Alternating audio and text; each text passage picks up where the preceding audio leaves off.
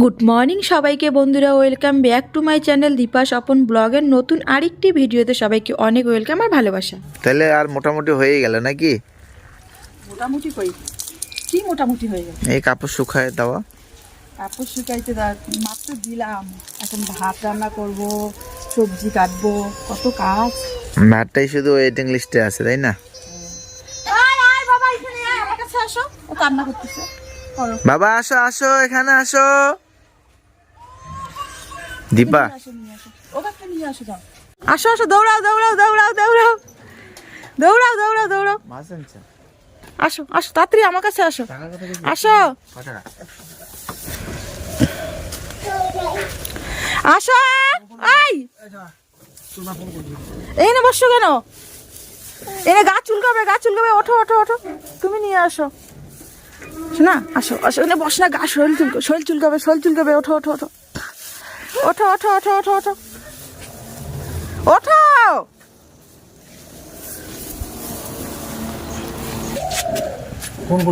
হ্যাঁ করছেন, হ্যাঁ তুমি উঠবা না এখানে, হচ্ছে দাদাকে ফোন করি, আসো তো। তো দাদাকে ফোন করি। আমার বর কিন্তু সত্যিই জানে না যে আমি মাছ মানে বলেছি মাছের কথা বাবাকে। তো আমি আগের দিন রাত্রেবেলা, মানে কালকে রাত্রেবেলা ফোন করেছিলাম বাবাকে বলেছিলাম যে মাছ মানে পাঠাই দিতে। তো টাকা দিয়ে দিয়েছি অবশ্য। তো বাবা টোটোওয়ালাকে দ্বারায় পাঠায় দেয়। আগের থেকে বাবা এরকম করতো, কিন্তু কিছু কিছু দিন টাকা নেয়, কিছু কিছু দিন টাকা নেয় না। কিন্তু আজকে টাকা দিয়েছি, 100 টাকা মাছের টাকা দিয়েছি। আর হচ্ছে টোটোওয়ালার টাকাটা কিন্তু বাবাই নিয়ে যায়, ওটা বাবা নেয় না। করছো আজকে রান্না হয় বাঁধাকপি ভাজা আর এই যে মাছের ঝোল, ভালো। এটা রান্না হবে। তিতা তো আমার ফেভারিট, ওটা আমার জন্যই পাঠিয়েছে কিন্তু জানি তো। তো গরম গরম মাছের ভাজা দিয়ে কিন্তু গরম গরম ভাত খেতে দারুণ লাগে। তো আমাদের কিন্তু মানে কপালে কিন্তু এটা হয় না।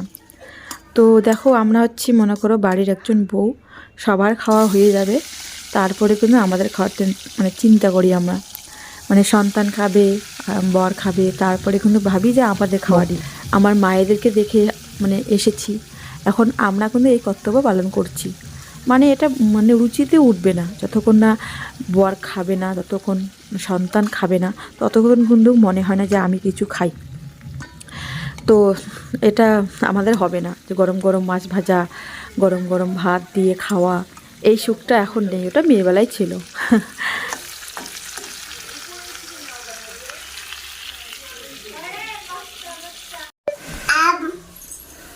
নাও ভাত খাবা না? ভাত খাবে তো? হ্যাঁ। তো দেখো এখনো বিছানা বাটির কি অবস্থা, বিছানাটা এখন গোছগাছ করবো, তুলবো। ওইদিকে রান্না তো এখনো মাছের ঝোলটা করা বাকি আছে, আর এখন রান্না বাকি আছে, তো জানি না আর করতে পারবো কিনা। এখন এগুলা কাজ করি।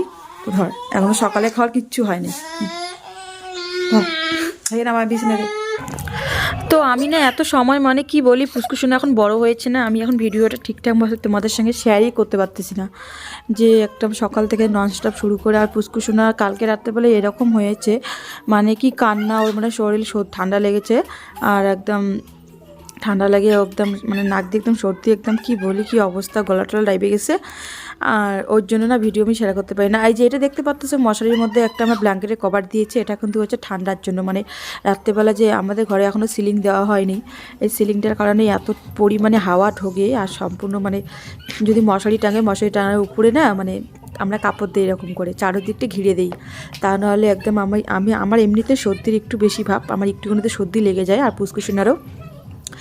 তো তাই এই যে এরকম করে দেই, কি করব জানি না কবে পয়সা করি হবে, তখন যতদিন হয়নি ততদিন চলুক এমন করেই।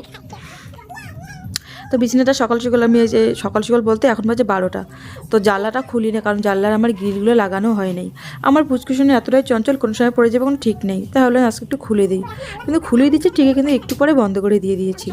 তারপরে এদিকে আবার অনেক কাজ বাকি আছে না, তো সম্পূর্ণ ব্লগটা স্কিপ না করে দেখতে থাকো, আশা করি খুবই ভালো লাগবে তোমাদের। আর এখন দেখো আমি বসে পড়লাম, এখানে আমি আলু সিদ্ধ করেছি, পুষ্কুসোনাকে ঘুম পাড়িয়ে দিয়ে আলু সিদ্ধ করেছি, আর এদিকে শিল্পাটার মধ্যে মশলাটুকু করে নিয়েছি, আর রান্নাটা আমি করতেছি।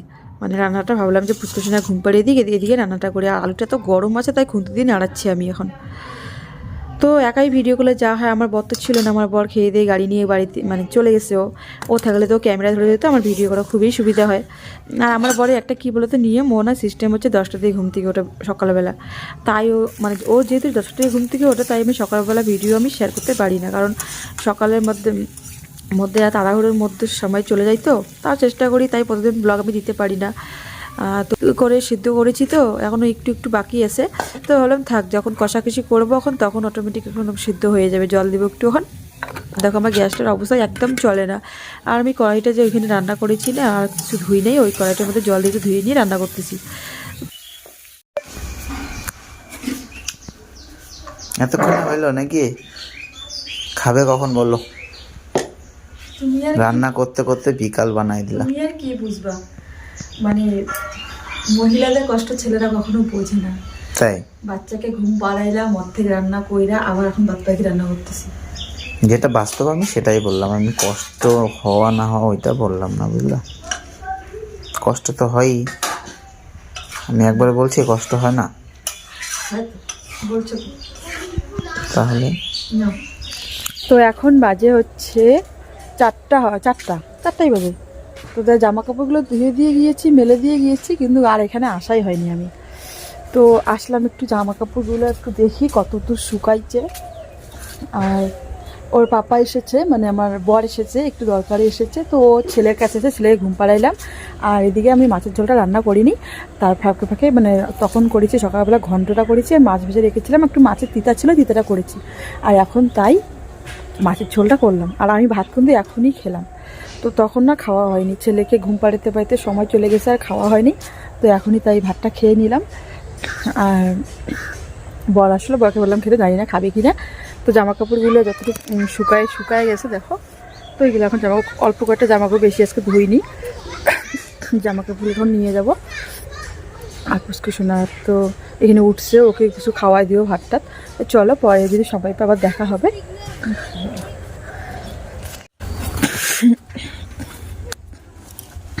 তো আমারও না আজকে শরীরটা প্রচণ্ড পরিমাণে খারাপ করতেছে, জানি না, হঠাৎ করে গলা ছমছমি, গলা ব্যথা, গলা মানে একদম কাশি পাচ্ছে, সর্দি লেগে গেছে।